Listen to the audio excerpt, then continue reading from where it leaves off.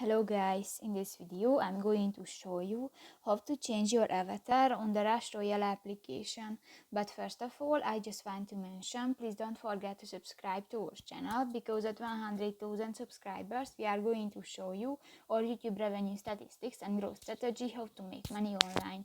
So let's jump into it. First of all, open the application on your device. This will take a 5 minutes when the application is uploading.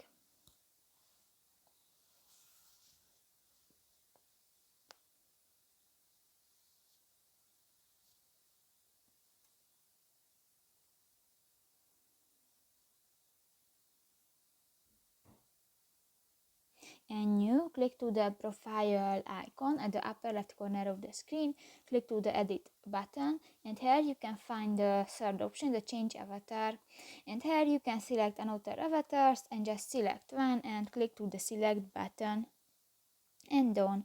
So that's pretty much it for this video guys. See you in the next one. Bye bye.